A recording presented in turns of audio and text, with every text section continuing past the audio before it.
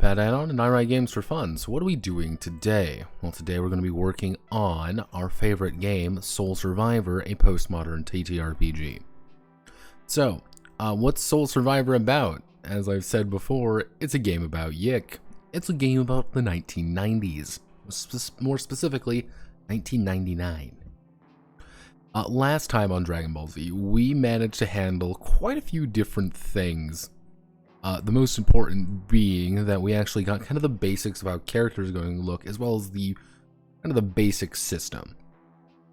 One other thing that I ended up doing was I did the lore, pretty much the most basic understanding of the lore, and tried to make it as a little bit weird, a little bit strange. We have the proto beings, we have guardians, we have soul survivors, wandering souls, as well as the watchers, i.e. you all. Non-NPCs, NPCs such as normal person characters, as well as heroes, companions, and hostiles. And probably I'm going to slap an image like right here to kind of surmise everything. We have a basic tutorial here, and we've got our criticals and fumbles. And hero creation. We broke it down to the ego, the id, and finally we need to worry about the super ego. I actually was kind of talking to my friends about this one a little bit, and we decided a little bit about how we're going to handle the classes. Because that was kind of one big note that I kept kind of going back and forth on, which was the idea of the class.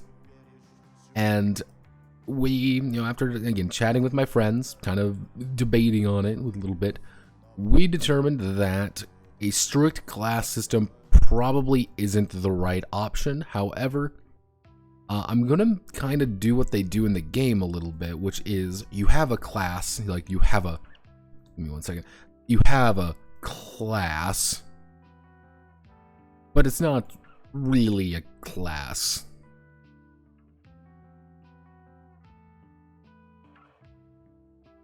Yeah, it's kind of a class, it's kind of not, because one of the classes in that game is technically Hacky Sack Master and Hula Hooper. Yeah. Also, I would like to thank Zilurker11 from following. Thank you very much. But yeah, no, today is we're going to be, my goal for today is I want to get through the super ego, kind of the idea of like who you are in the general gist of things, as well as kind of move on to the adventure phase and try to get some aspects of the combat phase done. Probably not a lot, but some. But yeah, so let's get down here, the super ego.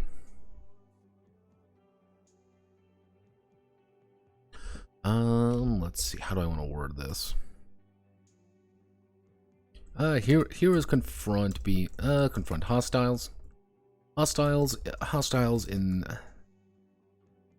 Actually, heroes confront hostiles in places touched by soul space. These entities are malevolent and unthinking, wanting nothing more than to destroy the heroes and continue spreading. Due to this, the heroes will be confronting them frequently. Let's see. Due to this, heroes will be confronting them frequently.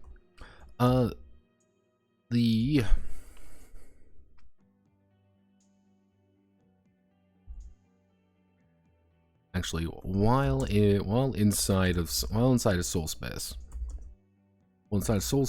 a hero. Inside soul space, a hero will be stronger than they are traditionally. Or than they are actually, we should say, in the quote real world. Able to confront beings or stronger. You'll be able to able to confront beings that would normally crush another person.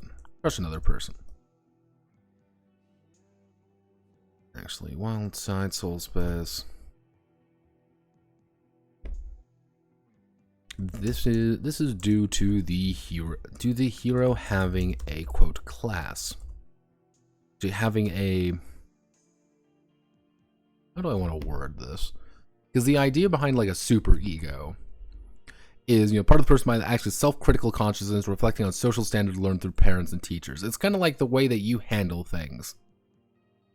It's the idea of like how you approach the world through how you choose to, if that makes any remote amount of sense.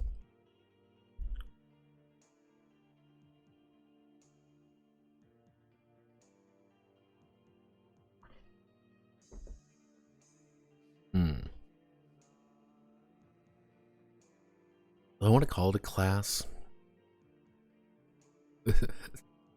My favorite Yik class is Pacifist Schizo. Yeah, pretty much. Hi, Rory.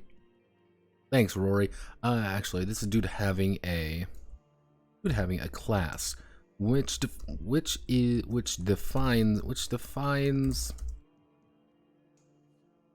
the hero and their role within the group. Actually, rarely are classes simply fighter or mage. This isn't a fantasy. This isn't a fantasy world, but hacky sack master or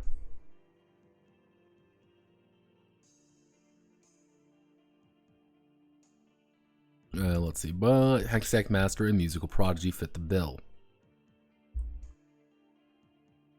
A hero's class acts as a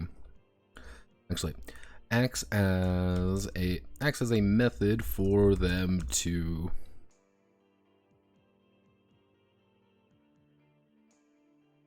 fight hostiles and express themselves fully.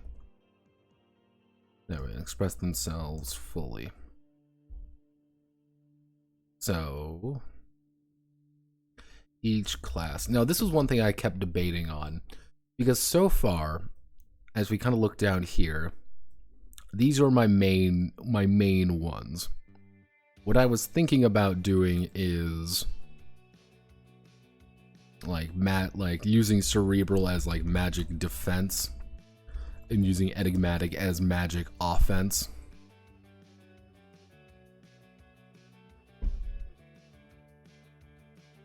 Essie. Yeah, it's kind of like the way I was handling this. So it's kind of like have a different attribute for each. So it'd be like your melee offense X, ranged offense X, defense like physical defense X.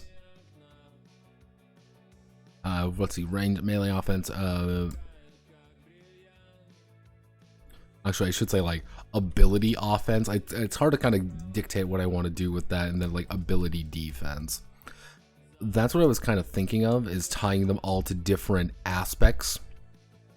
So your class might look like, oh, let's say I want to be, video game wizard. My thing might be I have like 1 offense die, I have 0 range die, I have like one actually I'm like more like this, like, so like this might be what my stats look like. Like my initial class is going to be, I have a 3 in ability defense, 3 in ability offense, 1 in ranged offense, 1 in physical defense. Which is, if I'm getting attacked by something and they want to do damage to me, I'm only going to roll 1 of my dice. For example, I'm only going to roll 1 of my guts dice. Or if I'm getting attacked with an ability, I get to roll 3 of my enigmatic dice. So it's kind of, that's the way I was thinking about doing it. kind of give people a little bit more in the lines of like how they want to progress their character a little bit. Because the basic idea of like what combat's going to boil down to. Yeah, superego is basically the no follow the rules part of your brain. Yeah, unfortunately, that's the only one I have left because I kind of wanted to keep everything roughly tied to the id. Like the three things, and like ego worked pretty well here. If I really wanted to, what I could do is like make this super ego. And then make that the ego.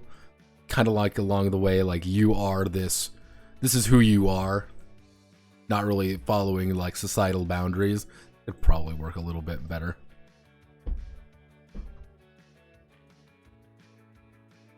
And I think. So let's see. Because the idea behind combat is pretty simple. It's, let's say I have. We'll use it over here. Let's say I have a weapon. Let's say I have, you know, the. Let's say I have the Master Blaster, you know, my video game thing. Like a basic one would look maybe like 2-4, and ideal it would be, let's see, it would be 2-4. What else would I add?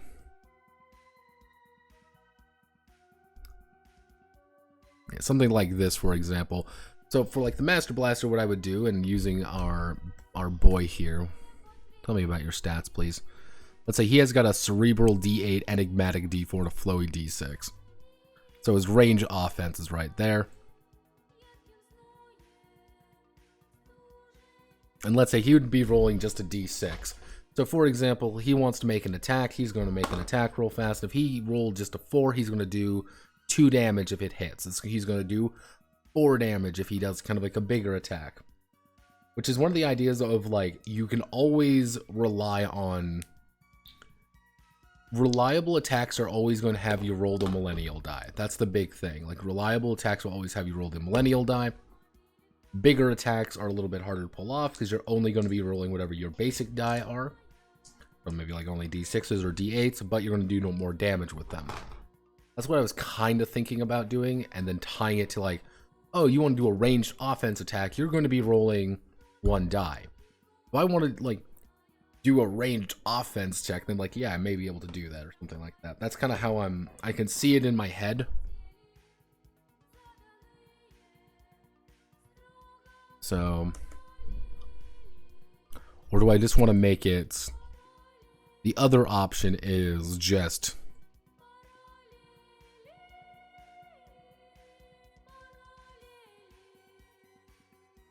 is very simply like that. Just like you have 2 scores pretty much, like your offense and your defense.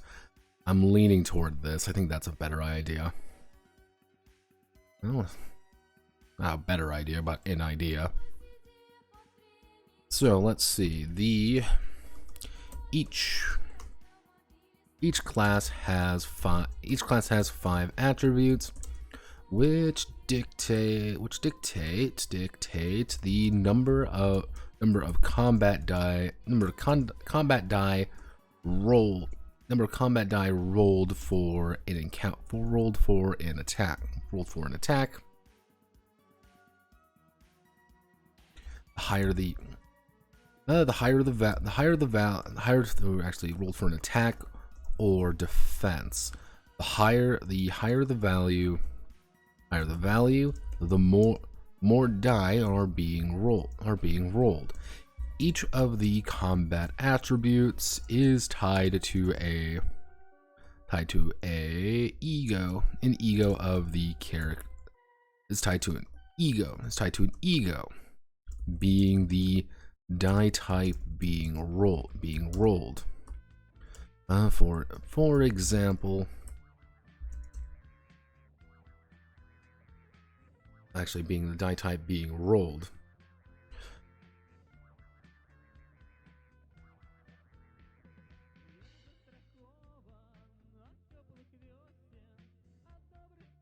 Actually, so if we do that,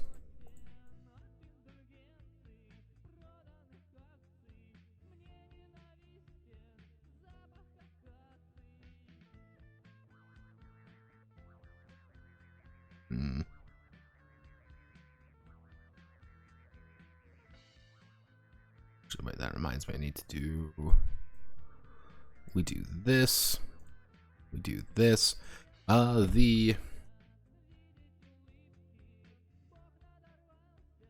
call these attributes for now. The combat attributes of a hero.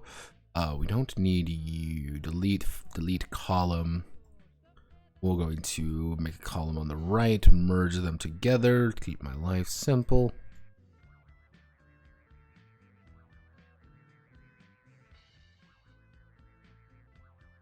There we go. So our basic ones.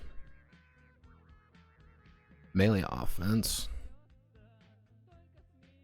Actually, offense, melee, offense, ranged, defense, physical, defense, ability. Actually, what would...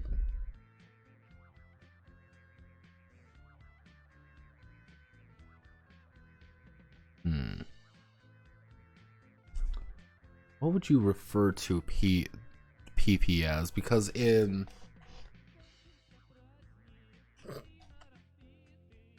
Because here's the thing. In Earthbound... No, not that. The thing is, in Earthbound, PP made sense. They were psychic points. That was the idea. And the amount of PP you had was the concept of how much just raw power, like psychic power, because all the kids had psychic power. That was the idea.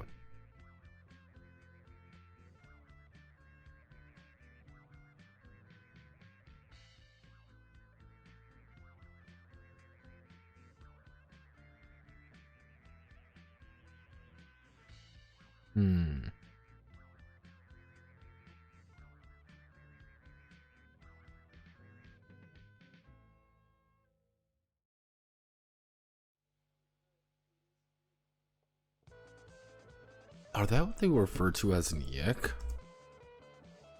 Psychic points? I guess that's what they would be referred to as. They're just psychic points. So, is that what we're going to refer to them as? Psychic points? As psychic powers? Like psychic offense, psychic defense?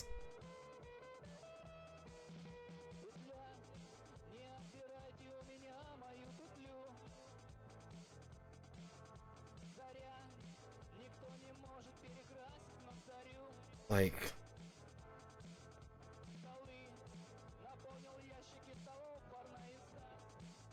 Psychic, like psychic damage, so is...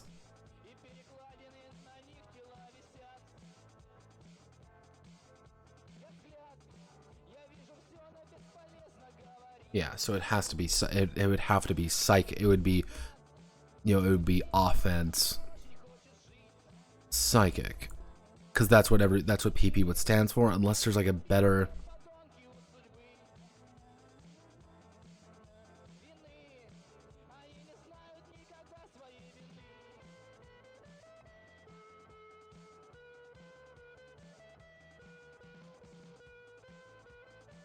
Let's see, better than... What's a good term for a quote, like, for a power resource than PP psychic power? Because would it be psychic power? It has to be psychic power then. That makes no sense in Yick, because none of them are psychics. I guess we're just going to call them psychic. It just like defense psychic. I guess everything is going to be literally psychic powers. Even though that makes no goddamn sense. Like, what would you call them then? Why is it called PP? Why is it called that? I guess you don't think about it. I guess they would just be called power points because they're just using powers. They're just throwing like a fucking radio at somebody. That makes no sense then. What? I guess what would be a good way of like describing it? Because the idea would be you're making a asset, like you are actively using an ability to do something. Psychic would be the best way of like that would be the immediate one to transfer it over to less like PP is just psychic power. unless it's like presence power.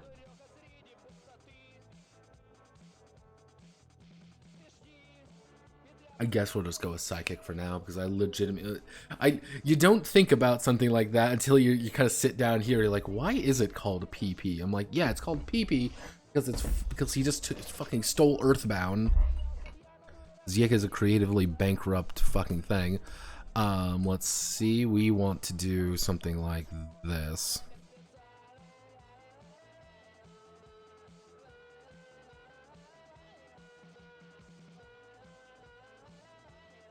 And then we... And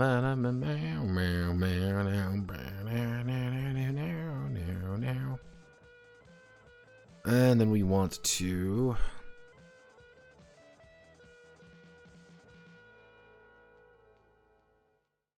Nope, that's... We want to hit you, pin the header row. That's what I need to do. We then need to sort table, sort ascending, defense, physical, defense, psychic. Cool. DP. Actually, DPH. DPhi, DPsi.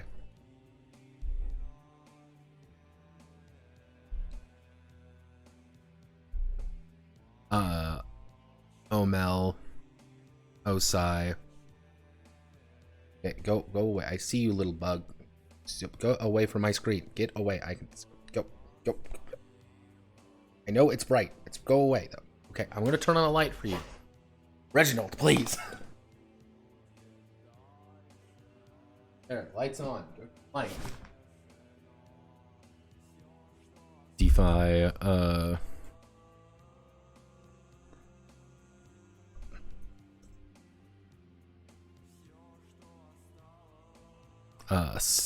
side defense.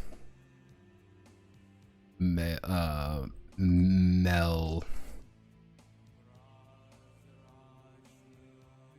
offense. I don't know. Defense, physical, because it's pretty much like physical defense, so it'd just be physical defense. PDEF.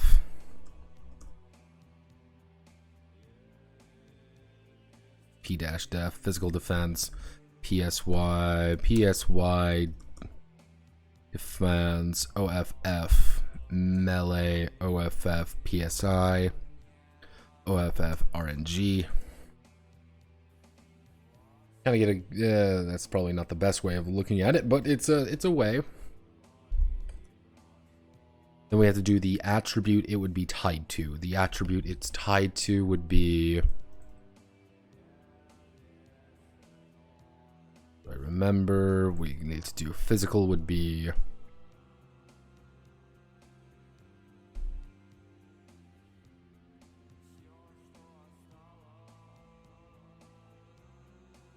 that physical... cerebral...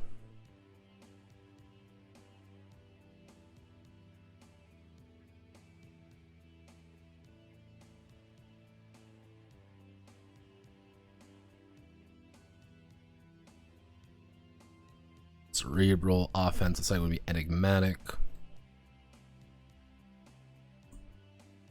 Range would be flowy.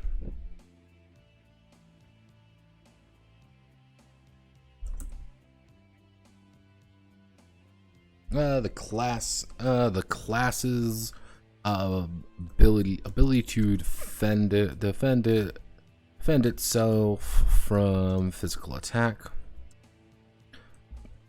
Physical attackers. The class's ability to defend itself from psychic assault. The class's skill at melee combat. The class's skill at psychic. That's psychic manipulation.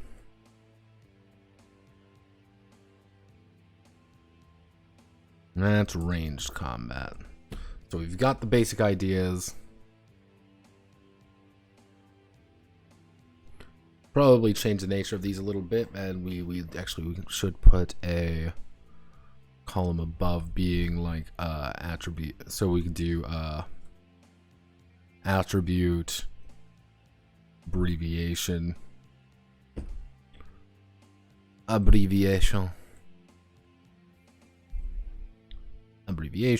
your ego, the ego, and description.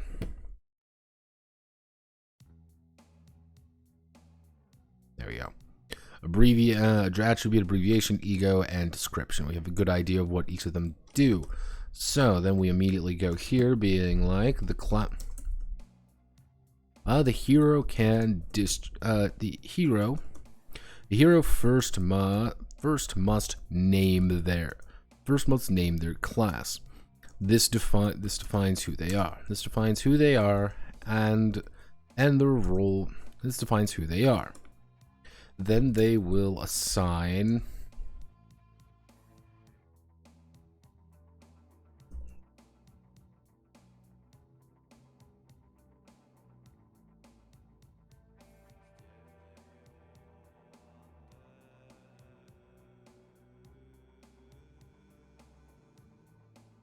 soul number. Tell me more about soul numbers. Soul urge numerology. How do you find your soul number? Soul urge.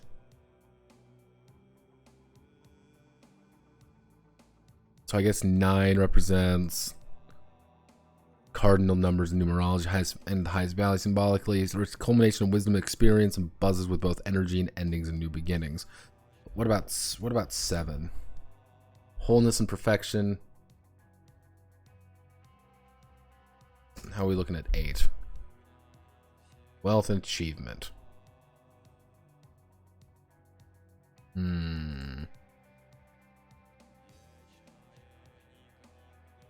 Welcome to Notepad add-on and trying to figure out numerology. Okay, so hero must first name their character to find who they are. Then they will assign. We will say 9. 9. Then they will assign 9 attribute points to their various attributes, increasing their value by 1. Each attribute can have a maximum of 5 and a minimum of 0. So each attribute can have a maximum of 5 and a minimum of 0.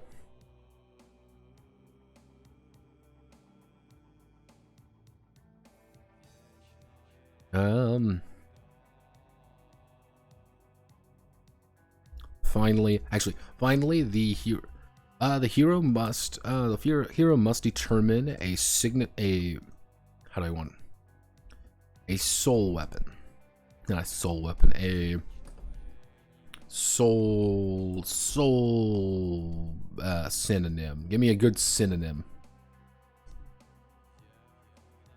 Psych, anima. An anima. Actually, must determine an anima weapon. This define an anima weapon. While combat in soul space is very real. Weapons that don't have any significant meaning. Weapons that don't have any significant meaning to the class or character, class or hero, will do nothing. An animal weapon is any object or tool that holds significant sway or influence over the hero's life.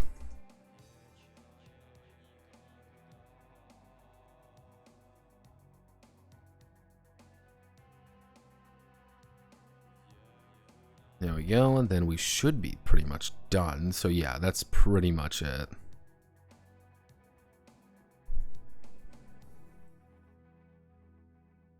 actually. If a hero's class ever becomes useful in some way, they are allowed to add a D10 add a 1d10 to their roll. Add to their ever become useful in some way to their event. If the hero's class ever becomes relevant in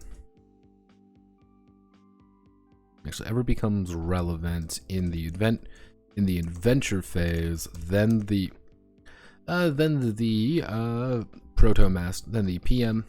PM is encouraged to make the check easier for that hero. Than what it normally would be. So for example, let's say I'm the video game what do I end up calling it? Like fucking video game wizard. If I'm the video game wizard, if there ever comes a moment where we have to do a DDR competition, the check might, I might have written down it's going to be target number 12. I'm going to now make it target number 8 because this is who this guy is. This is like what this guy is. It's easier for him. No direct benefits. It's just easier. Important part. So Marcus Nemens,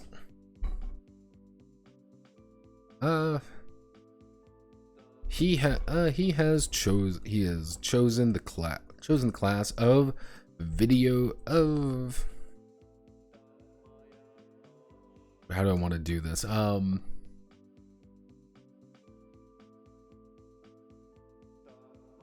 Class of video game wizard, as it defines who he is, and Side Def is going to have a 0 in it. He cannot really defend himself very well. Side Defense he's going to have a 3 in it, because they get 9 points. His offense in his offensive melee strikes, he's going to have a 1 in. In his offensive psi ability, he's going to have 4 in. He's very good at that. Off an RNG, he's going to have 1. So he's got 4, 8, 9. Okay. So the idea behind him is that he's very good at using his abilities. He's not very good at doing literally anything else, and he needs to be protected.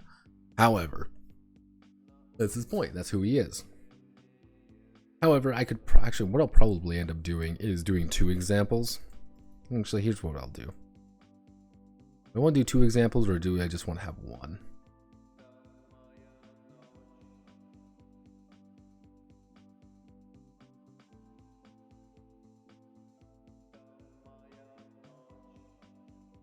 No, I'm only going to have 1 example. I might add another one in, depending on how I'm feeling. But yeah, that's how you make a class. It's a little bit loosey-goosey, but I think it should work. Because it defines who they are a little bit more. Because so the idea would be, so let's just do what a full character is going to look like. So Marcus Nemens, video game wizard. Mr. Nemens is a classic, and then interacting with other people.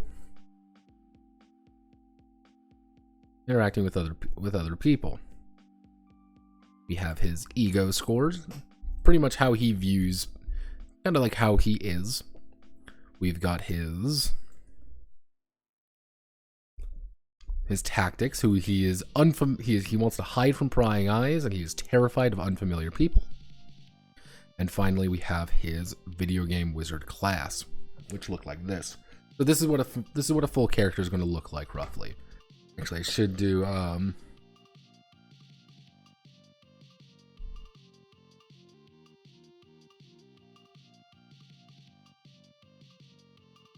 would be a good video game? Actually, 1999. What was the most popular game in 1999? Age of Empires 2, System Shock 2.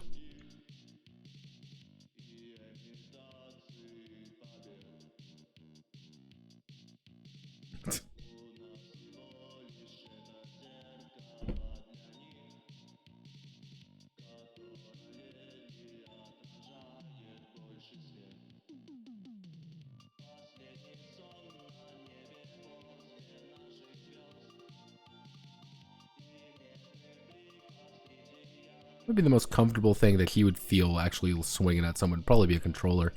Literally, just like a... Actually, it would be 1991 because...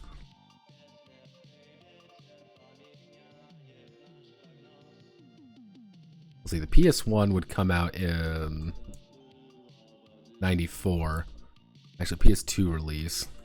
2000. So PS1... So the PS1 controller would exist because it would have the analog.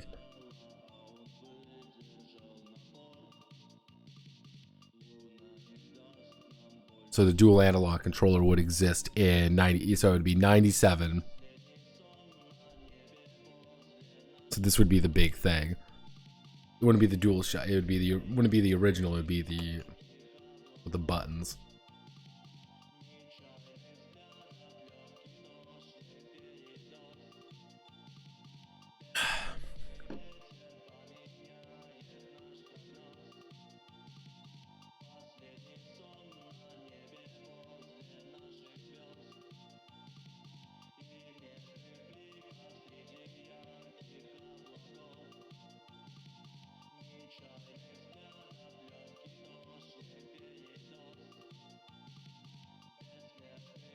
There we go.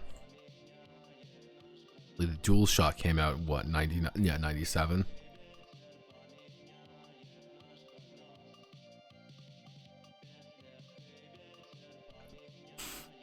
Good stuff.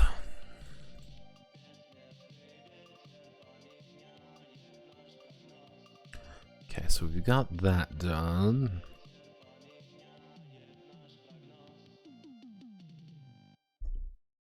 Okay, so we've got actually how a character is going to look.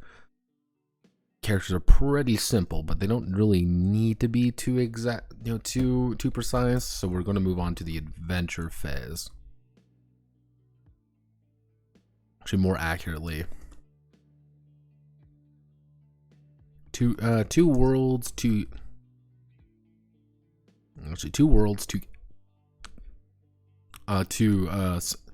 actually no, split worlds, split, let's see. Actually, how do I want to do this?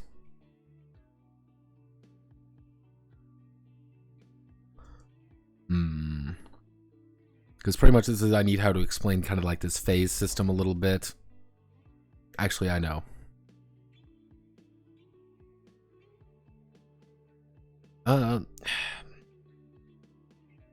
See, the year is 1999. The heroes are part of a small.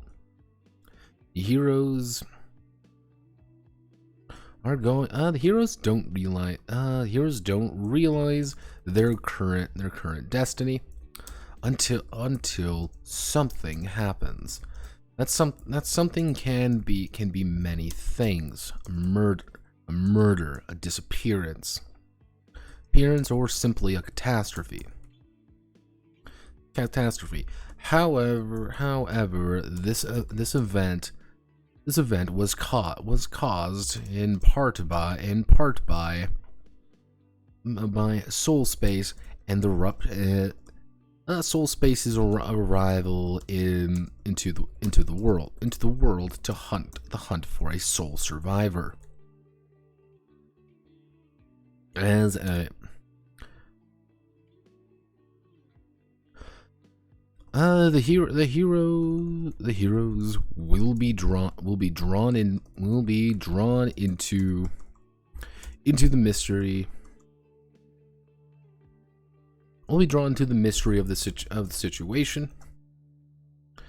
The situation by the Watchers, enigmatic creatures, enigmatic individuals who have taken it upon themselves to understand the world around them, to watch, observe, and influence. Influence events in this reality. In short, because the Watchers want to roll the dice, the heroes must suffer.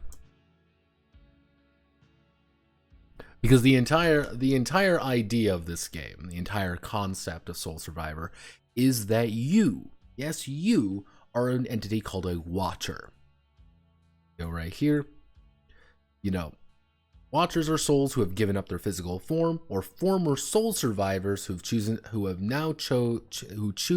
to gaze and influence the realities of others when soul space leaks into them. Which one of the ideas how this cosmic world actually works is very simple. There's a bunch of different realities, and when someone leaves their body, they become a wandering soul. That person will inevitably go on to forge their own reality. They're going to pretty much give up everything about them and create their own perfect reality. Infinite realities of infinite people, because it's pretty much taken from the same group of people constantly.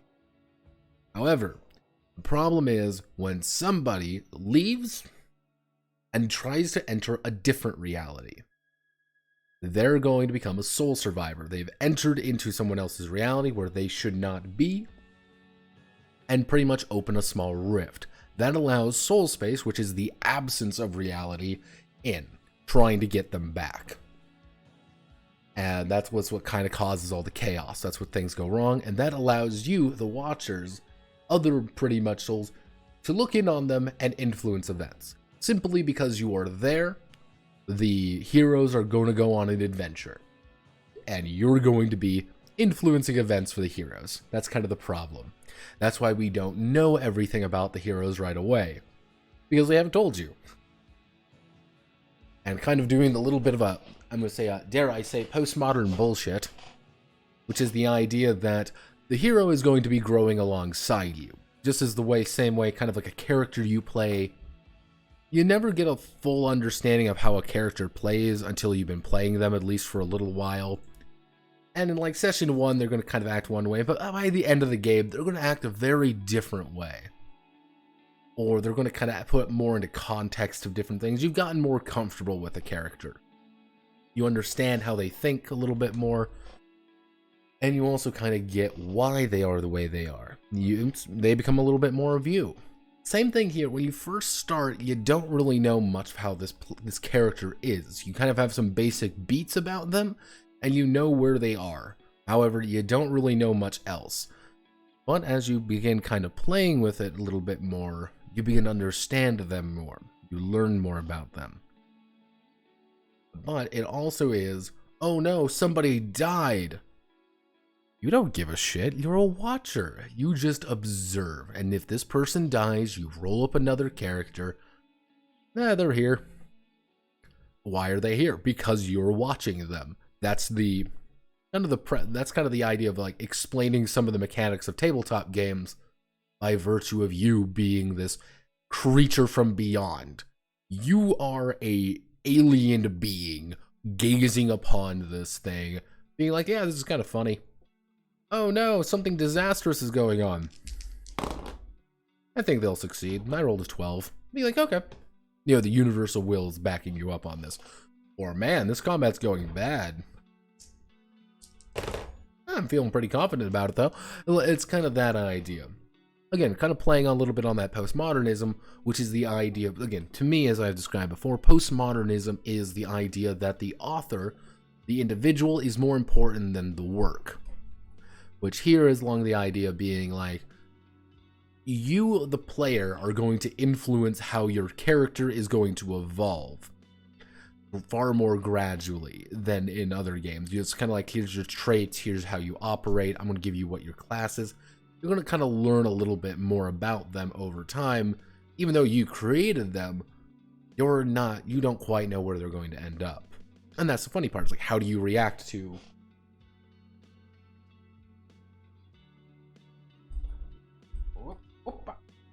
you don't quite know where these are going. That's kind of the idea. And let's see, what I'm trying to write here is use 1999's or current destiny until something happens. So a murder, a disappearance, or simply a catastrophe. However,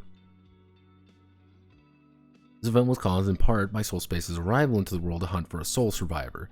The heroes will be drawn to the mystery of the situation by the Watchers, enigmatic entities. upon themselves to observe and influence the events of this reality. In short, because the watchers want to roll the dice, the heroes must suffer.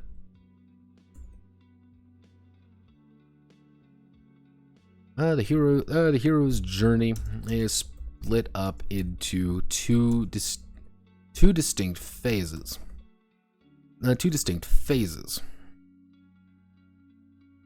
Actually, adventure and combat. Adventure and combat.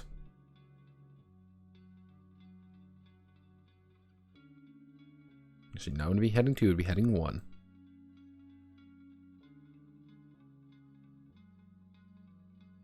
Entities, hero's journey. Because we're referring to multiple heroes.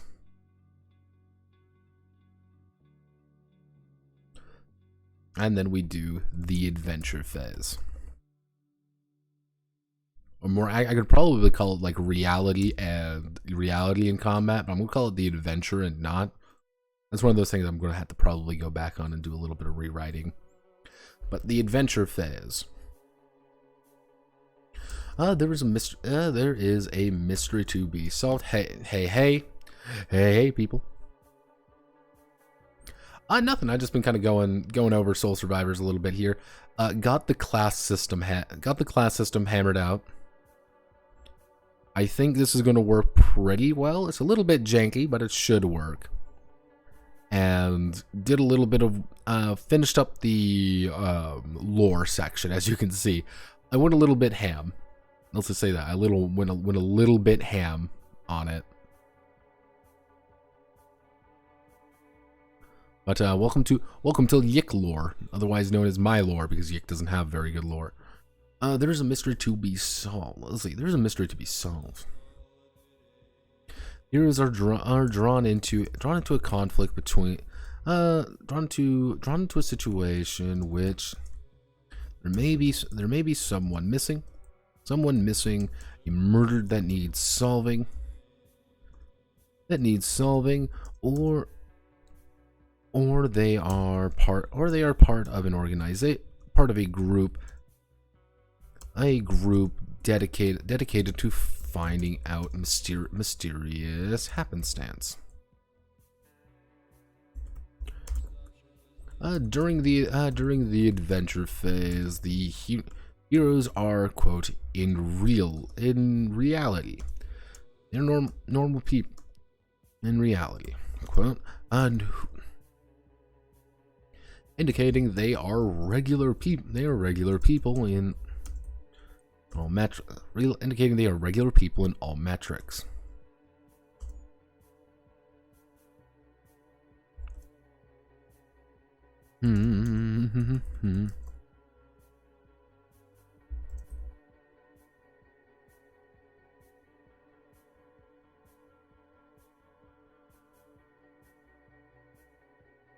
Require their expertise.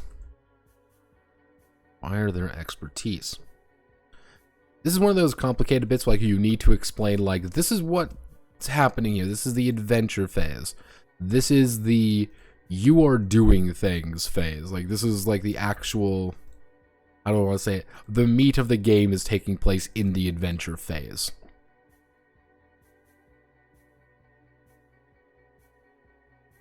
And because the meat of the game is actually occurring in the adventure phase, it's kind of like, okay, well, let's kind of sum this up real fast.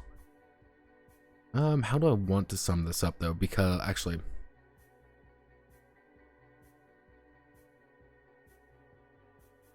when in the adventure phase,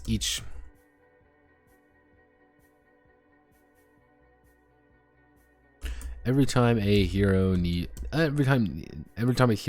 to do something, it's referred to as a scene. During a scene, the hero, fuck, how do I want to word this? How do I want to word this, actually?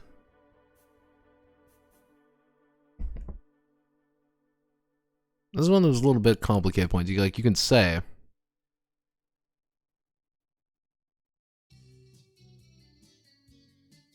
I forgot about initiative. Oh god, I forgot about initiative, didn't I? Fuck. I might just make it just a raw roll, honestly.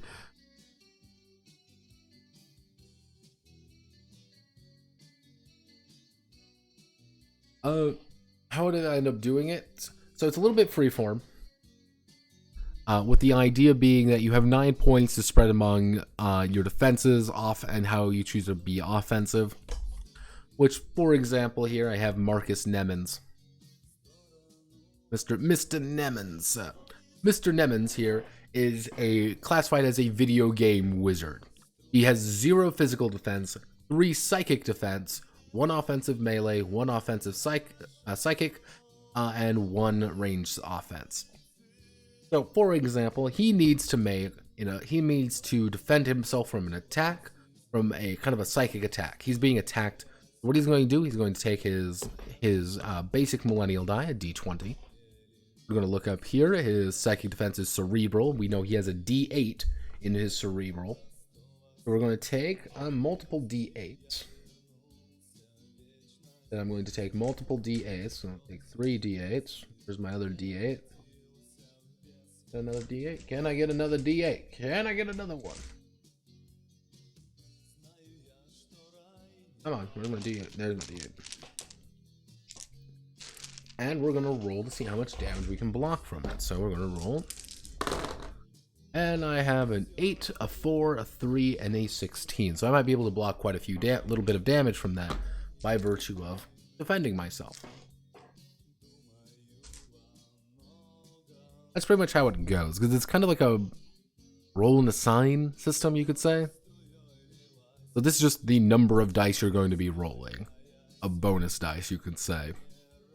And being like, hey, I hit 4 times, or I hit 3 times. Or I defended against this many instances of the attack. I'm like, okay. So yeah, it's a little bit, you could say, a little bit loosey-goosey, but I think that's okay. Initiative, I kind of forgot about initiative, to be honest. I might debate on that one. I might debate on it. Half of me wants to... The thing is, there's 2 options there.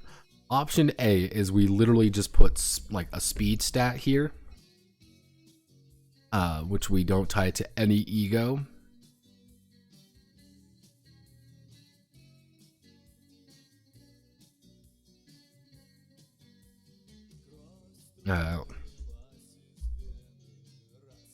Let's see. When the class starts in the combat round, something like that. The other half of me is just do a standard roll initiative, because that's very simple and I don't have to think about it too hard. I will debate on that. Initiative is always a bitch. Like, there's no real like good way of doing initiative. Because the way they handle it in Yik actually is just a raw value. It's just whatever your speed value is, and whoever's going to go first, whoever has the higher speed. However, you can also break the game that way. So, fun fact.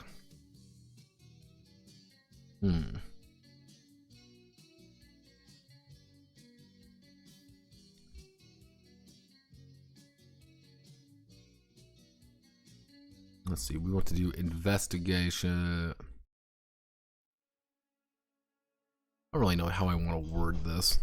How do I want to word this, actually? This is like one of the issues I always have. Like, it's hard to put into words what to do in a situation like this. Because it's like, okay, what do you want to do in this particular situation? It's play the fucking game. Like, just do your fucking job as like a GM. Like, that's what you're like kind of expected to do, is like you structure it, like you make it a mystery. You have a mystery of some kind to kind of start. Here's what we can actually do. Investigating. Actually, we'll do investigating. The heroes are primarily tasked with the resolution of problems affecting affecting their current home. Affecting their current home in the local area. Being part of this is what binds them together. Binds them together. Actually, no. Here's what I can do. Home.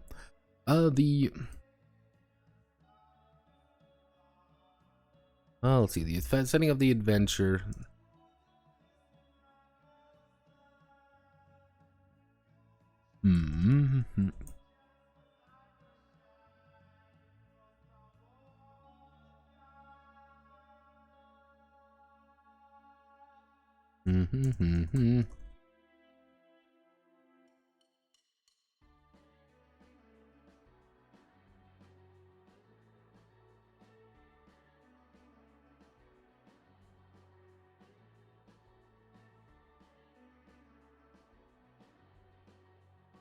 Let's see. Home is a place you can't run away from or abandon easily, even if you want to. This place forces. This place is sacred to the heroes in some way, even if it's just the people around them. Around them. They know their home quite well. They know their home quite well. Able to navigate around with ease and find out where they need to go. In addition, they can also find places that are not right.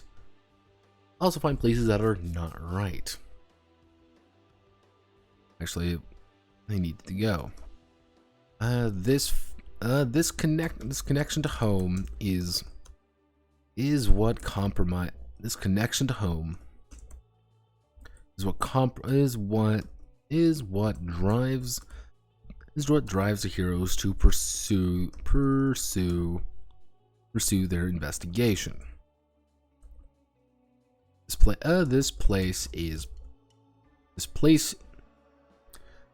see. This place is soul space is infecting and destroying their home. If they take too long and Y2K arrives, then it, along with the rest of reality will be destroyed. To highlight this, the investigation is tied in some way to the home of the characters, to the home of the heroes. It's what, even if it's something personal to each of them.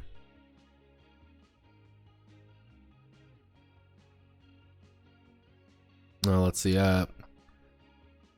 Could it be like where you get to mod your throw? I think I don't quite know how I want to do it. I'm going back and forth on initiative. I have a few ideas. Oh snap! I missed your start. Get a peek at Goblin Slayer. Yes, I ran through character creation last night with Goblin Slayer, and I have the most basic concept of a character set up. And looking through the book, it took me about an hour and a half to kind of get a good grip of just how to make a character. Not in necessarily the way of like, man, making a character is super hard. More or less like, okay, gotta put this here, gotta put this here. It does, it reminds me a lot of, this is gonna sound really weird, it reminds me a lot of Kamagakari. And if you've ever watched my video on Kamagakari, what I effectively say in that is, the game throws every single thing it needs you to know right in your face, but it's not really complicated. It's not a hard game. Like, if you really look at everything on that sheet, everything presented to you is exactly what you need to know.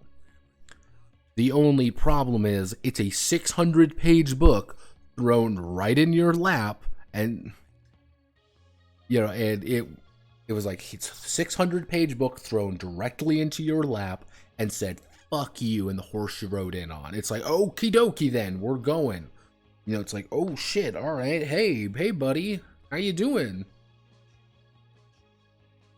Here's the one thing, I do wish they use the character sheets for the simple creation. That was like one thing I noticed. They didn't actually use the character sheets. They gave you just the list, which I thought was kind of weird. I was like, I wish they gave us like the character sheet, because what I like to do in a lot of those Japanese games is, yeah, I think that's the trade paperback. Yeah, I know that much. Like, I understand why they did it, but it's like, God, fuck.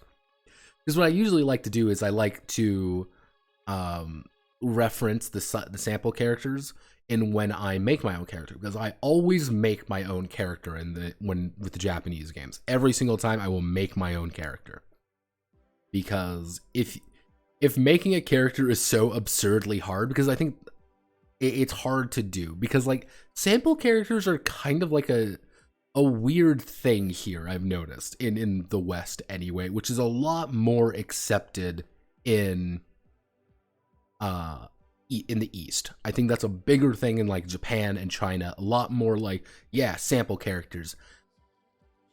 Here, I don't think, like, I never use a sample character when I'm looking at it. I always like to make my own. I like to kind of look into it.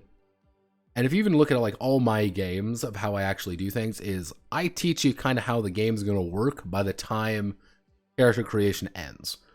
That's how I like to make my games, because I like it when you kind of show it. Again, so that's not like, that's just kind of like let me nitpick a little bit here. Let me just do a little bit of a nitpick. Going through the PDF is kind of a bitch. I'm not gonna lie, it is a bitch. Not because it's hard or anything. It's like, for those who don't know, I'm fucking blind. Like, I have glasses, and as you can tell, I'm trying to open up the Goblin Slayer book as we speak. It's taking its fucking time, by the way. This thing is 600 pages, and it's a, how big is the file? This is almost a 700 megabyte book. It's because it's just raw. It was raw PNG files.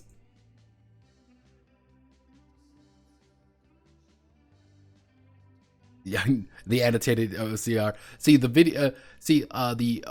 The stream is going to be tomorrow. The micro case on Goblin Slayer is going to be tomorrow. And like, my goal is tonight anyway. My goal tonight is I want to get the most, like, I want to get like, these are the exact pages you need. That's the big thing. These are the exact pages you need to play the game. None of the lore, none of the fucking, none of that shit. No lore or anything like that. Just purely,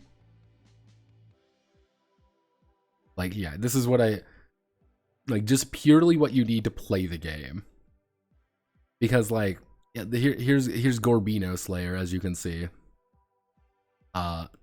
Like, I like the idea that there's like, oh, here's a little replay stuff. Like, I understand the replays. I've always kind of got them, but like, generally speaking, like, the way the game actually begins playing is on page about 37. Actually, it's about page 38 is when the game starts. Like, this is chapter 1. It's 38 pages in. And it's like, okay, here's all the charts, here's all the information, here's all the stuff you need. And like, I kind of got a good idea of how to set up everything. I'm using Chippy, my boy Chippy, as a good example for everything. Though I will say let me see, good old, poor fucking Chippy didn't roll very well. because you got to roll on these charts, and these are the lizard man stats. By the way, Chippy rolled a fucking 1 on his endurance. So his endurance sucks, but he's a fighter. Like, his stats are whack. Like, yeah, his stats are real fucking whack. Yeah, like, there's a few good ideas. Like, tonight is like get into the meat of things. But yeah, to give you an idea of like when character creation ends. Character creation ends at page 123 from 37. It's about 100 pages worth of character creation, of learning about how character creation works, all the different notes, which, yeah, no, it's like, I get why those are there.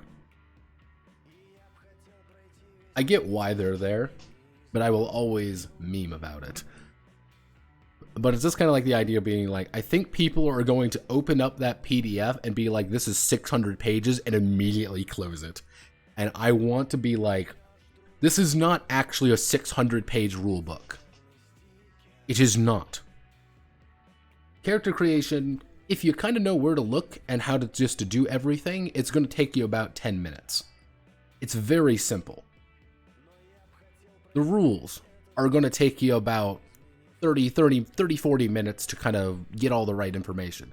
But it's doing what Kamagakari did, was where it is like, here is every single piece of information that could physically be needed, and an explanation, and some sample ideas, and some bonus stuff, and here's a full character creation.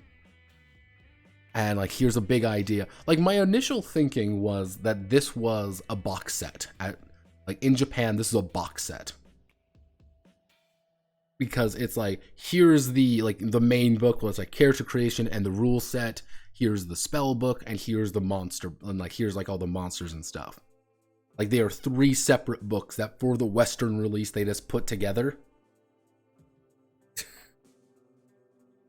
That's what I was thinking occurred. Because like I was looking, like, the entire back half of the book effectively is not anything related to rules. It's like, hey kids, do you want to look at all the lore? Like, I'm gonna send, like, when I believe there's a cut down version size. I'm gonna send the cut down version to my friend who fucking loves Goblin Slayer. I'm like, do you want a setting Bible on Goblin Slayer? Here you fucking go. This is everything you fucking need of Goblin Slayer. And he's probably gonna be like, hell yeah, I have all my Goblin Slayer stuff. Because it's like, this is pretty comprehensive.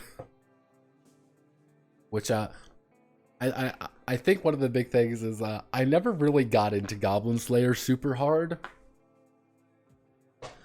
I like the idea behind it, but I never really like got into it super hard.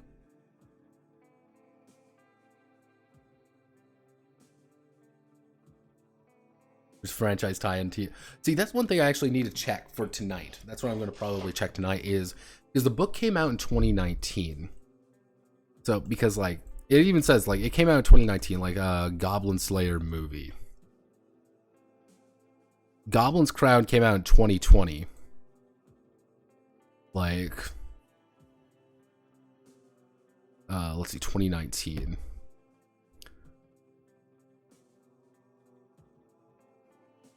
So if we do, let me just check something real fast. Light novel, the manga, the other manga, the other manga. So yeah, the anime television actually kind of lasted. So it would be with the anime.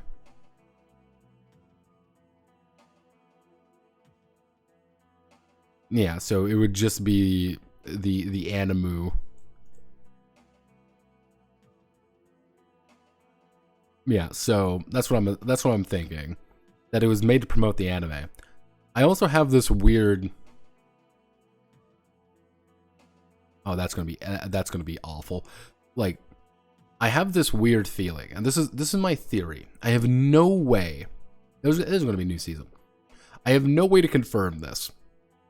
But here's the weird thing.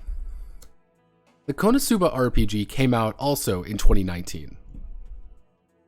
That also came out in 2019, which I thought was very interesting, but then I realized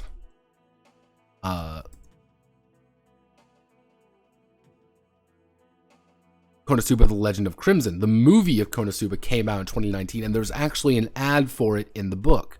I'm like, wait a second. That seems kind of odd.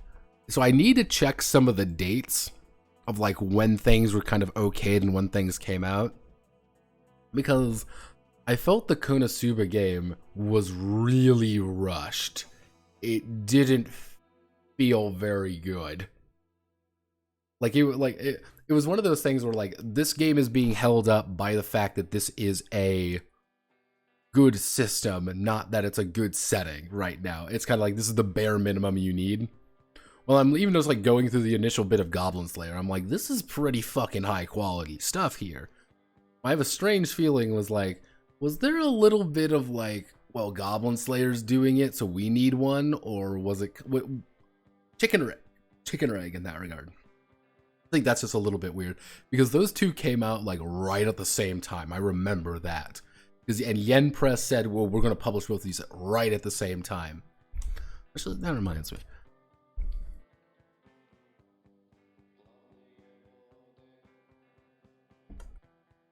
McHugh Kingdom, Yen Press.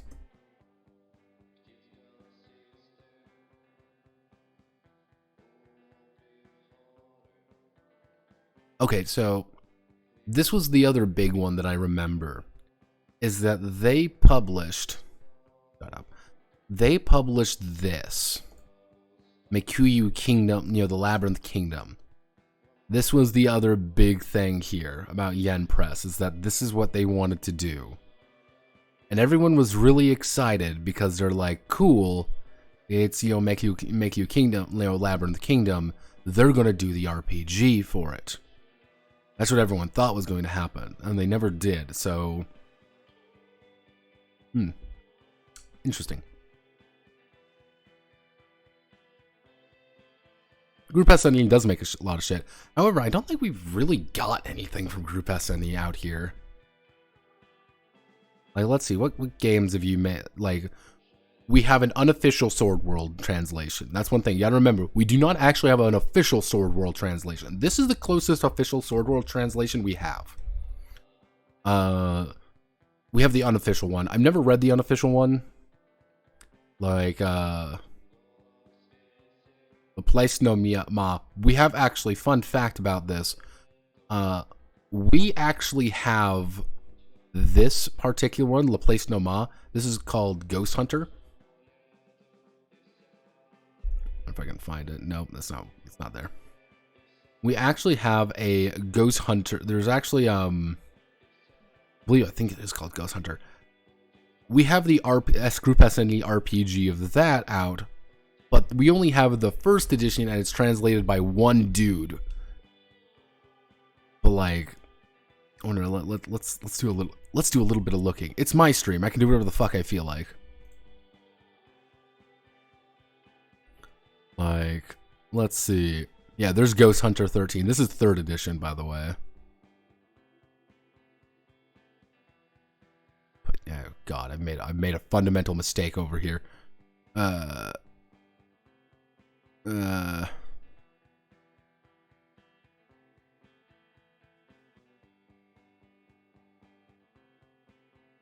Nope. Okay, I'm clicking all the wrong buttons. It's gonna make you real small, put you right in the corner here. I don't forget about you. Like, here's all the Record of the Lotus Wars, like 2nd edition stuff. This is the Dice of the Dead one. We don't have that. The Dark Souls game. We don't have that.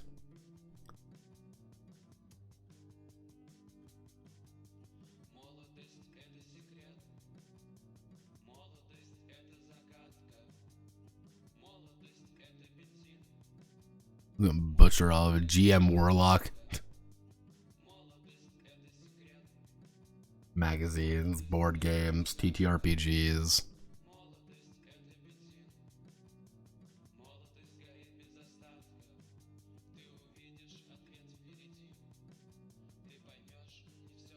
We don't have that. None of that. Like, yeah, I think this is like the first like group SNE game we actually have we've received.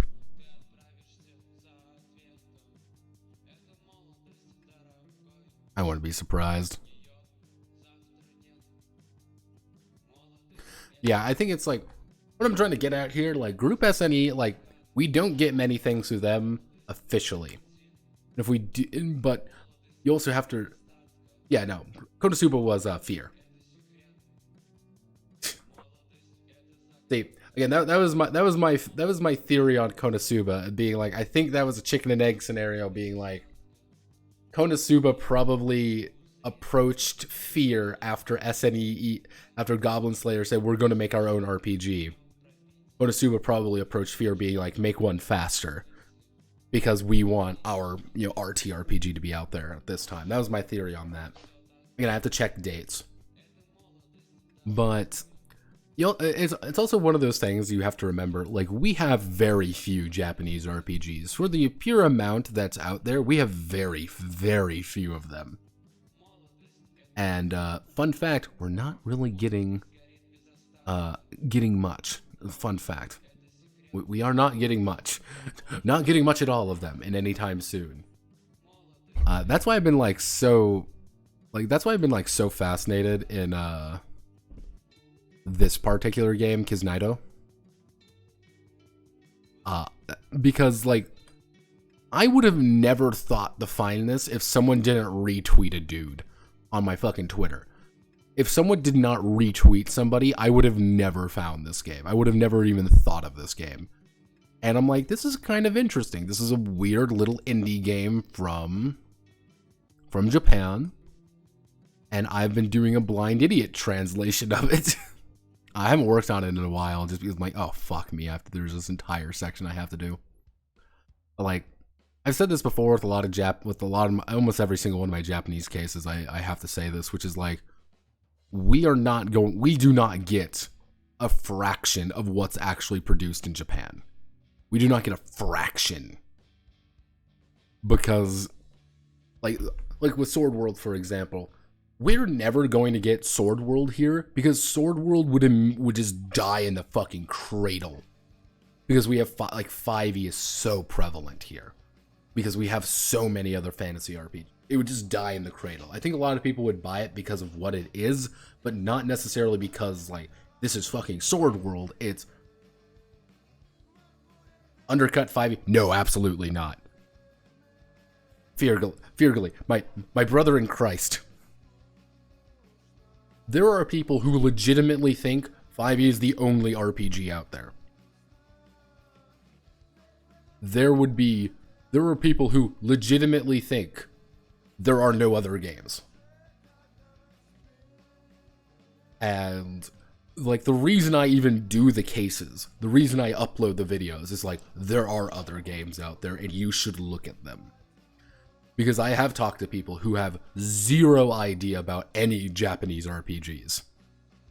Like, I remember one, he was just like, he legitimately did not realize that there were other Japanese RPGs outside of Made in Necronica. He thought Ryu Kamiya was like the only fucking dude who made RPGs. And I'm like, no. Like, and I showed him like a very basic list of like, here's some like really cool games. It would carve a hard niche, but it would still be a niche. And I don't think, here's how I want to word it. The amount of effort you would need to get it over here, to translate everything, and then release it, would not cover the costs of people buying it. I don't think it would cover the cost at all. And that's why, again, and one of the other big issues, this is the other big issue, there is actually already a fan translation out there. It's out there. Let me see if I can find it.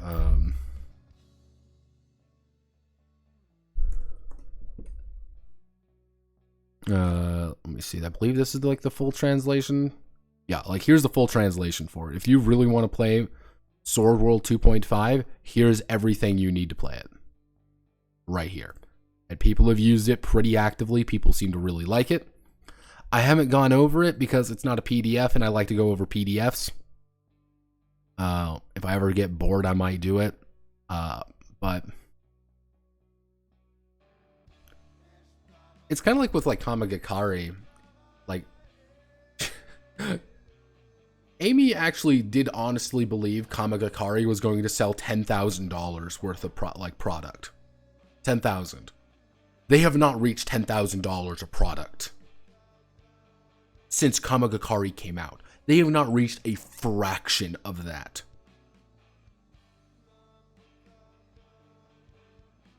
Like, there must be hundreds of games that must have cool concepts out there in other parts of the world, but America's pretty much trying to PBTA, OSR, and the niche indie ones.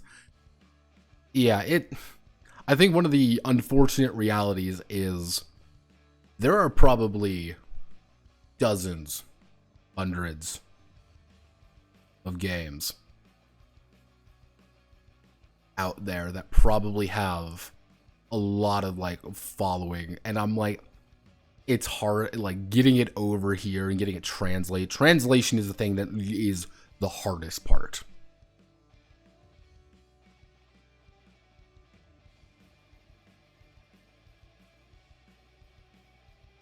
And like, I think that's one of the biggest issue is translation is the hardest part.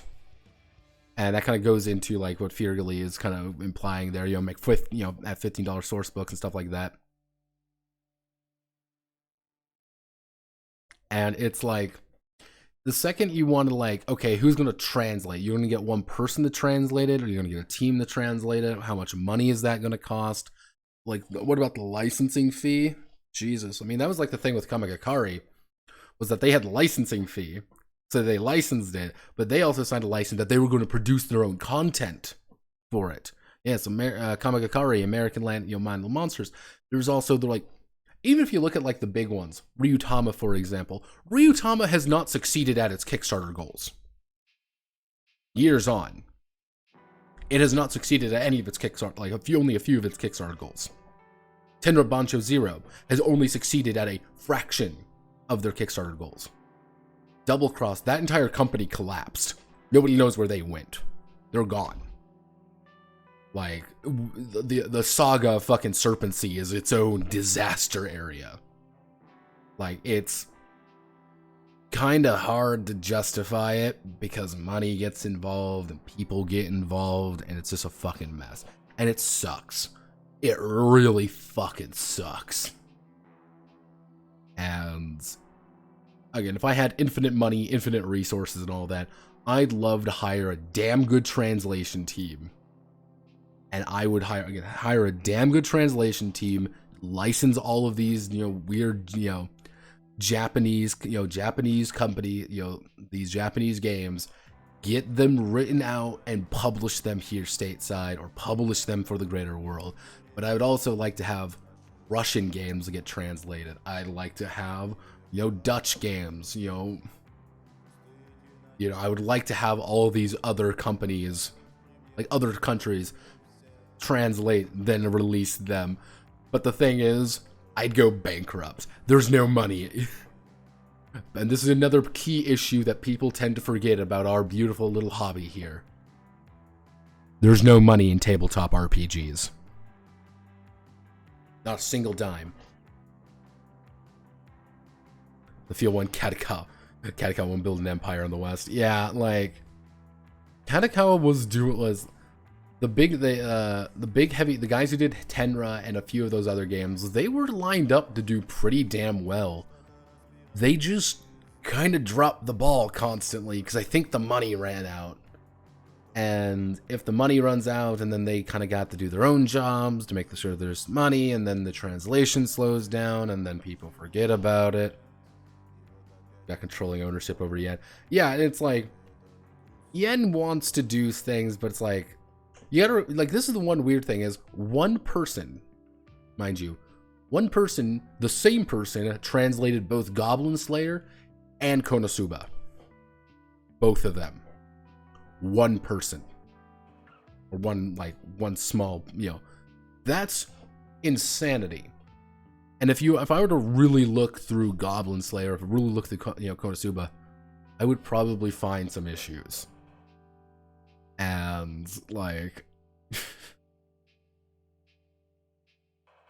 Yeah, like you would need a metric ton of people, and it's a mess. Like being honest, it's a mess. And you also got like Golden Sky Stories. Like I think the only one that did like remotely well was Golden Sky Stories. I think this was really the only one. But they went through Starline Publishing, which I believe had Ewan Clooney in it. But they haven't done anything in years.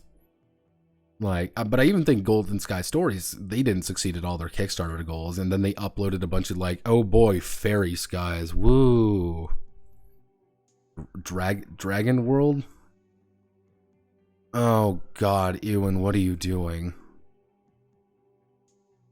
Yeah, it doesn't help that Ewan Clooney is a fucking Aaron or Ewan or whatever the fuck his name is a fucking goblin. It's like, dude, shut the fuck up. Like, please shut up. Like, oh God, Ewan, what are you doing? Oh, Ewan, what are you doing? Ewan, get down. Right, all the color. This is the latest up. This is the latest version of it. This is a bunch of bonus material for all the colors of the sky. Which, if you want something really fucking cursed, Viral was involved in this game. You gotta remember that Viral was involved because Engine Sky is here. This is far older. This is not something came out in 2020. This is not something 2021. No, this is a lot older than that. And sucks. It really does suck. That's the case for a lot of things. They're too small. And my hope is this. This is my hope. This is the dream. I hope Konosuba and I hope Goblin Slayer sell well enough that they can justify bringing over other, Kadokawa games that they kind of publish through them in various ways, or even just SNE games. That could be pretty interesting because out of anybody, you're going to need somebody like Yen Press. You're going to need a Japanese studio to want to actively publish them in the West. You can't do it any other way. You can't, you can't, you can't rely on Kickstarter to like, I want to translate this, my cool new translation team. Or you're going to end up in things like Floria, where Floria had a botched translation. You're going to end up with like weird little things that no one's going to do it. The problem is the Japanese side have been burned too many times to want to go west because they don't feel like there's a good investment there. And over in the West, nobody wants to really do it because they feel like there's not going to be enough money in it, which they are entirely correct. Because one thing about Japan I will notice is that it was a bizarre thing that Ryu uploaded Venticle. I remember that. It was incredibly weird. Ryu uploaded Venticle as a PDF. And you want to know what? I can download Venticle right now. I can download the PDF for that game right this moment. Not pay a dime for it. Do you see the problem? It's like, I understand, like, and it's like, physical books, like, I have not bought a physical book in years. Like young person need, no, God, no. Like, the big thing is, this is a test. If Konosuba, if Goblin Slayer, if these sell well, we might get Eiku Kingdom in a year or two. We might get a couple other RPGs because it's proven that game popular, we can translate it over. But I think it's going to be probably a lot of licensed stuff as well. That's the cursed reality right there. It's going to be licensed stuff. It's not going to be it's, how do I want to word this? It's not going to be, in the best way, anything original. It's going to be something with a name slapped on the front of it. Or it's going to be something that's pretty damn reliably is going to sell. Because that's what actually happened in Italy. Interestingly enough, a company in Italy actually got the full rights to translate and publish the Chronica. Did you cancel the LP? No. That's just not what it's today. I don't want to play Gick all the time. In true fashion, McDrewsall, I've been grinding in Yick, actually. I spent about 2 hours last night, about an hour today, grinding. I've been going into the dungeons, I've been fighting enemies. I got up to about level 24. I'm level 23, I think, right now, from level 19. And it sucks. It fucking sucks. Like, I'm doing no story things. I'm not talking to anybody. It's just fighting. The worst part of that game. Because my goal is to hit, like, about level 30. Like, I want to hit level 30 by a certain point. Yeah, it sucks. Because I realize I have the best equipment in the game currently. I can't buy anything else. It's great. There's no better record until I complete this arc. So I also did learn Alex is supposed to have like 0 HP. It's great. Yeah. I don't give a fuck. It's good. It's good. Original shit has the same trash fire ratio too. I get that. I would say like, but here's the thing. I would like. How do I want to word this? I would like a more consistent drip feed of things outside of the norm, if that makes sense. I would like a more consistent drip feed of like, here's a translation of this. Here's a cool game from here. Here's a cool game from here. This. Because like right now it's like we have a very weird insular look at how the industry is. And it's a shit show over here, guys. It's a shit show.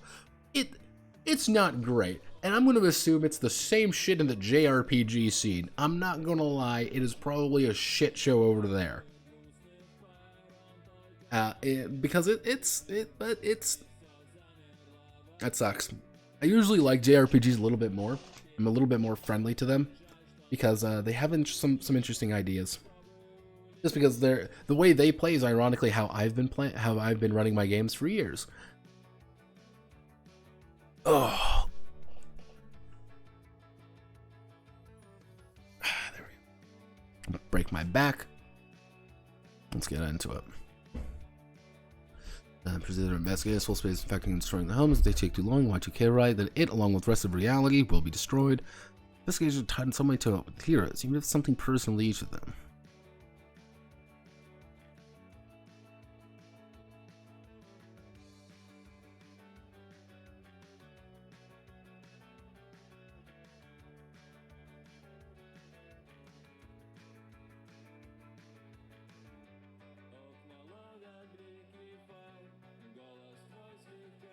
According to my friend in Japan, it really is 70% COC with the rest being weird shit. I do not doubt that. I think they have the same hegemon issue we have, where it's like, yeah, it's like 70% fucking D&D here, or D&D derivatives, and then we have weird shit. But again, 2024 is when we get to see the reality crash. That's my guess. That's my call. That's what I'm praying. Like, see, the two industries that I've always been fascinated in is Italy. Actually, no, it's Italy, France, Spain, and China. Those have been my big four. China, people have said, are actually very common to the Japanese, and a lot of JRPGs end up getting translated to the Chinese. But they have a very different way of approaching them, apparently. Italy has actually a very strong role-playing scene, and we get like 2 games out of them. They get a lot of weird shit. France is the same way. They get a lot of weird, very cool little games. And we also see a lot of that with Spain, but Spain is dominated by like one company that does a lot of weird shit. So it's like, I want to see more games out of like Europe. I'd love to see more games out of Europe.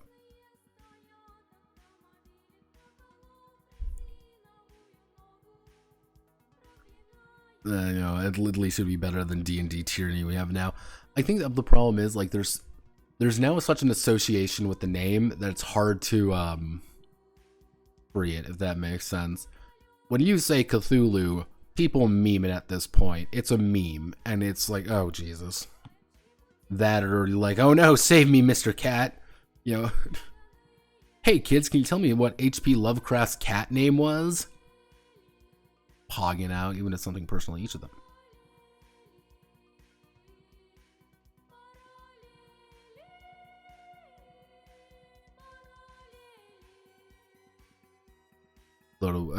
Train simulator TRPGs. From what I've gathered about Germany over the years, what I've gathered about Germany is they have a lot of very consistent games. And like, I think you've probably already heard of the Dark Eye. Like this is effectively like their D&D over there. It's Dark Eye. Everybody loves Dark Eye.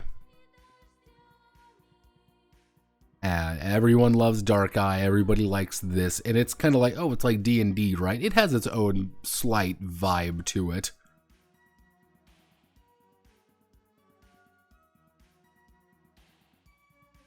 And it's been like this. It's like they have the same setting for years. Apparently, there are other ones, but they just don't talk about them at all. Like finding anything in Europe is a bitch. Let's see, actually that's setting 2. Actually, we need to heading 3 home. Even if it's something personal to each of them, which brings us to the investigation.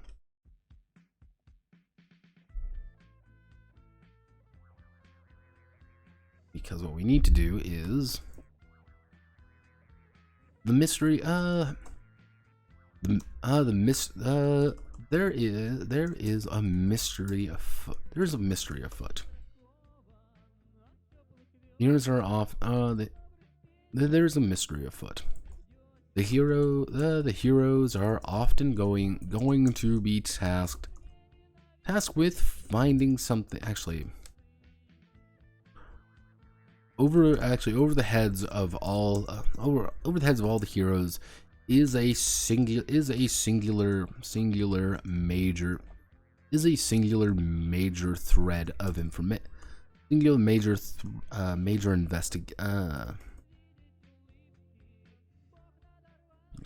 The mystery. So let's see. Over the heads of all of the heroes is a singular mystery, which they are attempting to solve, or at least find information about. That mystery is important. That mystery should be about something fairly major, but can't or is not being covered by major sources. They are my major sources. Dealing how it's 1999. Actually, I know how I want to do this. The heroes.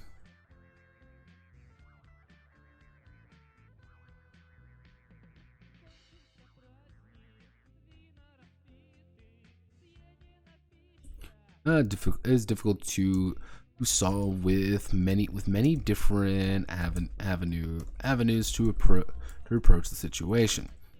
With many different avenues to approach. Anytime the heroes go to investigate a location or place, they should always uncover something of value. But being able to pry deeper for more information or details surrounding that information.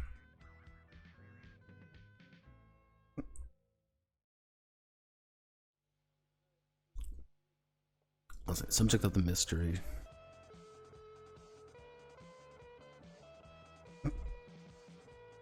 Let's see. Let's see. The subject of the mystery should have a supernatural angle to it at all times. Soul space interference. Interference is best described.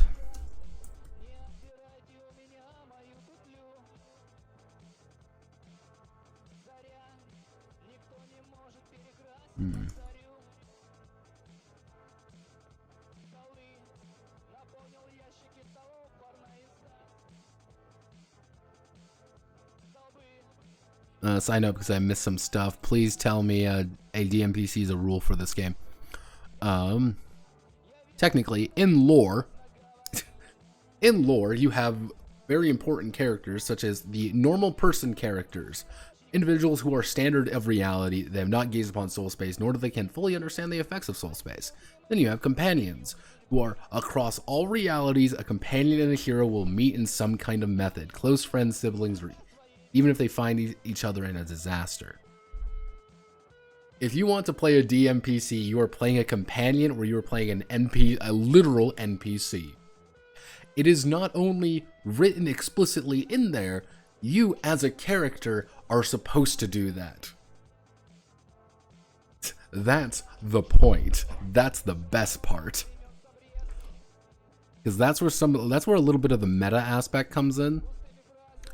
Is you, the players, are referred to as watchers. You are pretty much you're beings of soul space that have kind of come into this reality to observe, watch, and understand the heroes. Because you're fascinated by them. You look at them being like, I want to know more about them. And because of that, you're looking at it and you're looking deeper and deeper into them, and that's how you can influence them a little bit.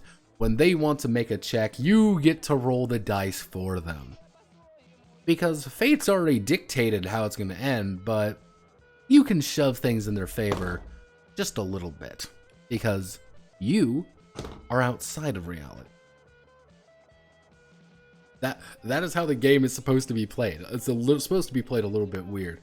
If I want to be a little bit wonkier about it, I can just put in the Alex. There's always going to be an Alex.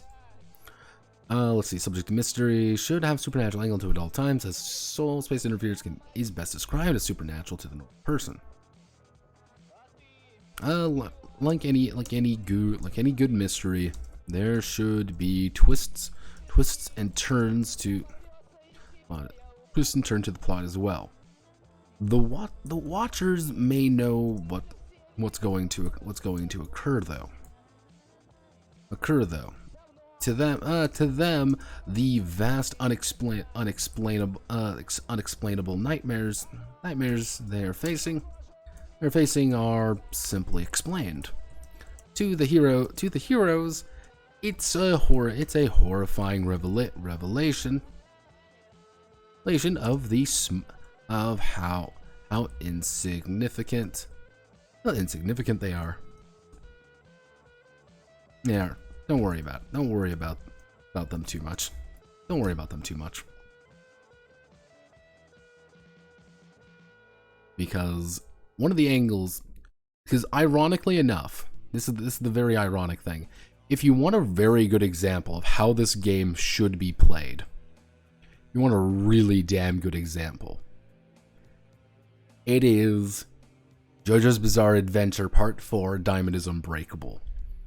Because that is a very simple set of how this game is actually supposed to play out in a lot of different ways. Because Morio, and over the years, people have said like, oh, Part 4 is the worst part, blah, blah, blah. Over the years, I've learned to appreciate Part 4 more, simply because of one explanation I read about it, which was Morio, it was Araki's happy place. That's where he went as a kid. He went to a place like Morio and a couple places like that for summer break and things. To him, it was a good place. It was happy, it was calm, it was what he enjoyed. And he knew, like, all of the main cast, he knew in some way. The idea being that Araki was Koichi. That's one of the big jokes about it. That's why he's such a fundamental character in that story. And he knew a guy like Josuke. He knew a guy like Okuyasu. He knew a lot of those other characters. But what is Yoshikage Kira at the end of the day? Think about it. What is he?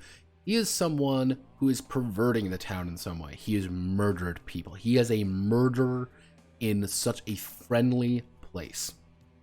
And if you really look at a lot of the like the storylines in part 4, it's rather subdued, many of them. Like, it's very down low rather than from part 3's like globe-trotting adventure, part 4's, you know, mafia boss adventures. A pretty small scale. But the problem is, to him, Kira was so evil because he is ultimately someone coming into a very good place and corrupting it. That's kind of the idea here, which is the idea that something is coming into some place that you appreciate, that you like, and they are corrupting it. They are making it worse, and they are making it bad, and if they succeed, it's going to be lost. In this case, though, your reality is going to be destroyed. That's the problem. So, it's a horrifying revelation. Don't worry about them too much. Which I need to do 1999.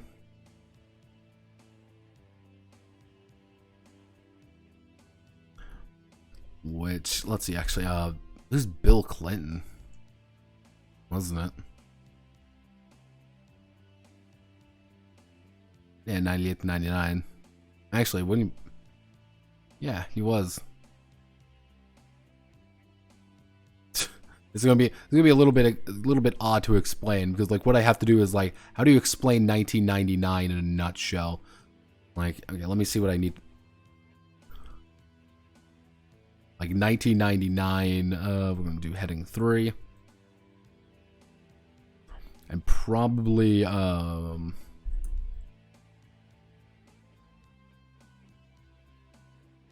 gonna do is real space, dungeon space. Actually, so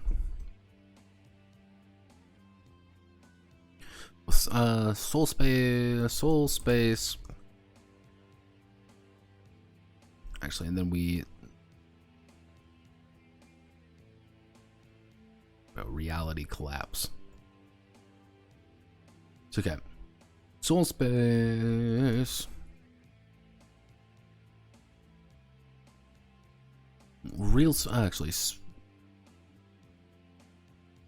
soul space, it is a place of unreality, a void of nothingness given a given form. When soul space goes on the hunt for a rogue soul survivor, it does so as a corrective measure. Nothing can escape soul space. It does so. Let's see. When soul space goes on a hunt for a rogue soul survivor, does so as a corrective measure. In the process of hunting down a soul survivor, it spreads its influence across the reality itself. Let's see. It spreads its influence across reality itself. The situation. This creates a variety of strange occurrences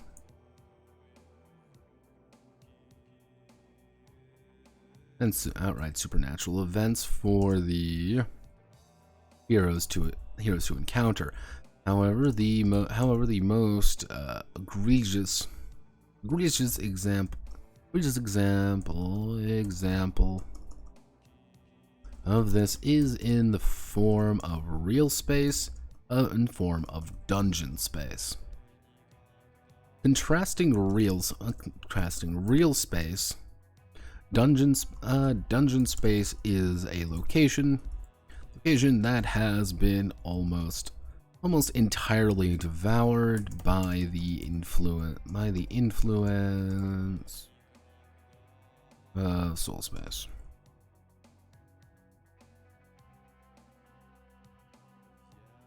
That influence corroding its own reality. its own existence down to a fine powder. Let's see, corroding its existence, changing its nature. A dungeon space may roughly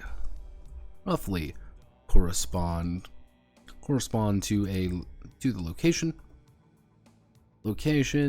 but things are quote unright. Hallways go on forever. Vast puzzle rooms to protect quote treasures, and even the plethora of hostiles who roam the halls and roam the location for no particular reason.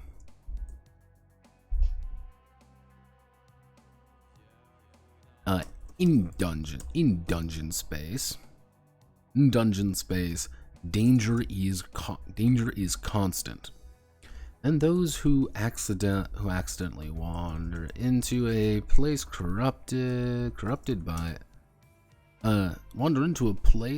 that has been turned, corrupted, perverted,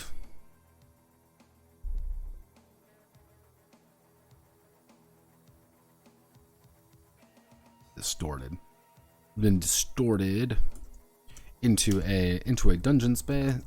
In dungeon space, danger is constant. Those who accidentally wander into a place that has been distorted are at a risk of disappearing, at risk of dying, or having their soul drained for power.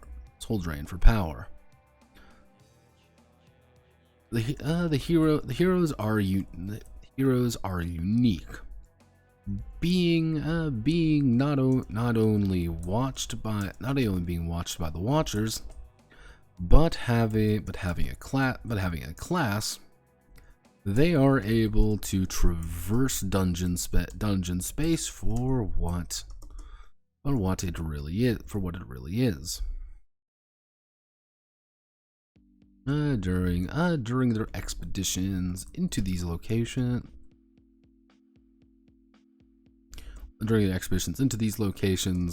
they will encounter hostiles, but they will encounter various pieces of tainted reality,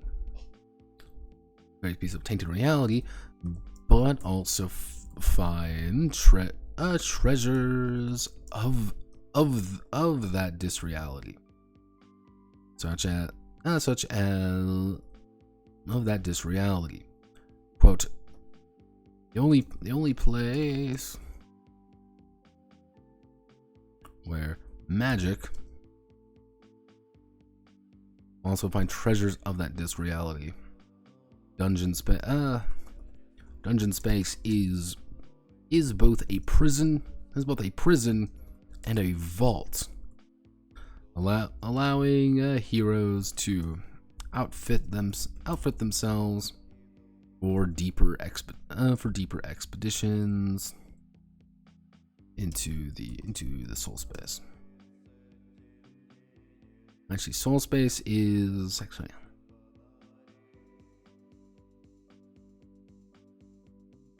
having a class being but they are able to travel really during expeditions into this tainted reality.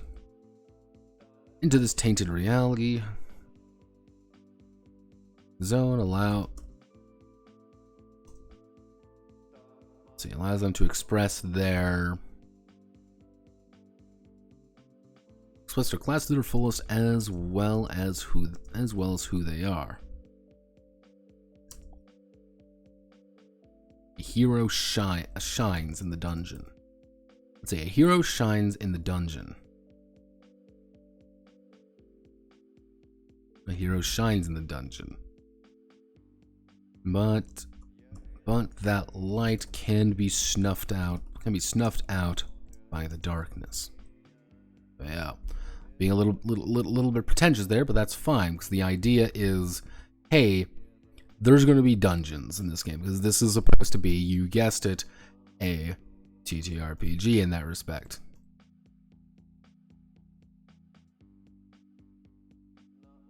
I'll probably actually put in a section which is literally just going to be called like expeditions, the expedition phase. Kind of like explaining this a little bit in more detail, but it's like, yeah, there's going to be a like a distinct shift between these two, then reality collapse. As the hour further approaches Y2K, as the hour further approaches Y2K, reality will slowly begin to collapse. Things will go wrong. The sky will distort. Birds disappear. Light bends at odd angles. And everything begins to slowly shift. It's nature. Reality is collapsing. Reality is collapsing.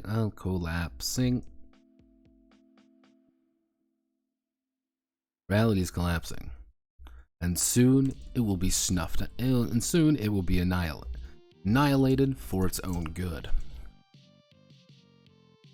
During the reality collapse, heroes will begin to notice drastic shifts in the world that the NPCs and those who are not NPCs and companions will not notice.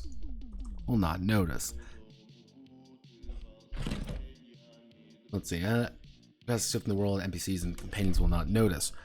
Their memories and thoughts, their memories and personalities becoming equally distorted as soul space begins to consume more about what is correct and incorrect. At the nearing the end of the year, reality may be little more than fragments held together by strings and thoughts. The heroes will be forced to navigate a world that is, by all accounts, doomed. But if they are able to solve the mystery and close soul space off, solve the mystery and stop the cause of soul space spreading, they may be able to save their reality.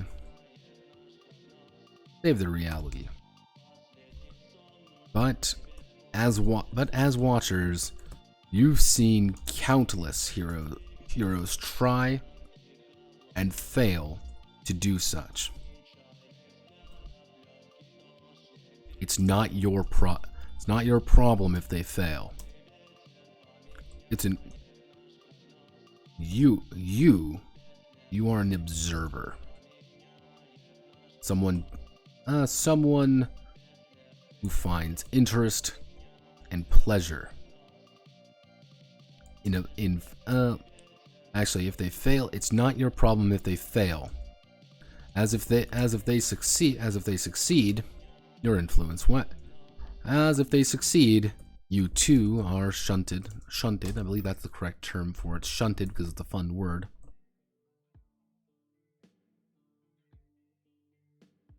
Yeah, so main line sliding from one track to the next. Push, shove, something or something. Chairs are shunted back and forth.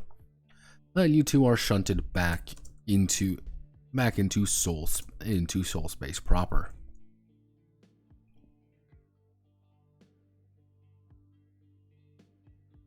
Maybe you want them to fail.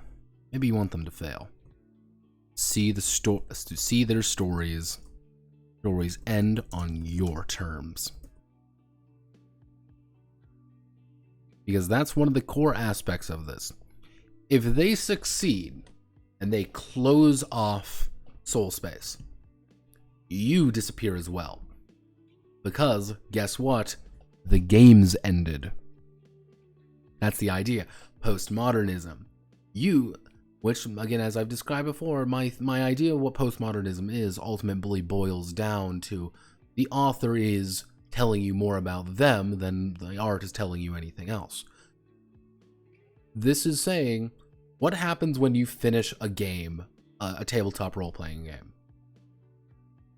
You leave. It's over. The story is done. 0 out of 0. You've won. Good job. You don't get to see the end of the story, really. But maybe you want them to fail. You want them to fail at the 11th hour.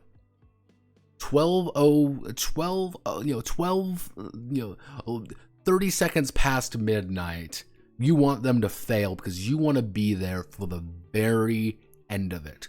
You want to see a reality collapse. Because if they succeed, well, you have to leave too. But if they fail, though, you get to see until the end. Maybe that's what you want. Maybe that's all you ever wanted. Suggesting, anyway, that in that minute, after Y2K happens, you don't maybe help them. That's the idea of this game. We're playing on the tropes of what it means to be a tabletop role-playing game.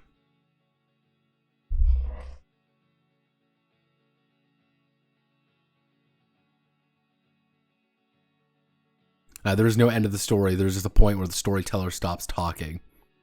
Yeah, that's kind of the idea behind it. It's like reality is slowly collapsing around you.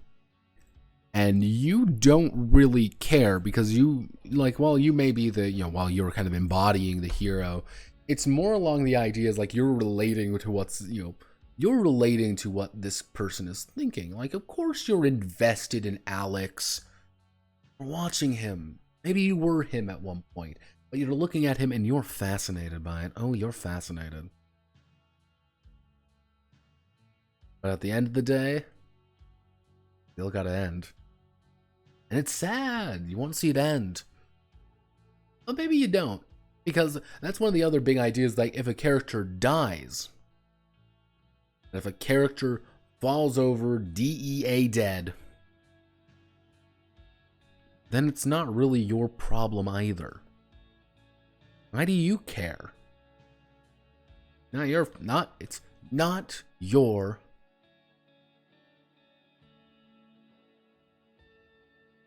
Verge story ends when a new campaign starts. Chad runs same campaign for 30 years, which ends when you die IRL.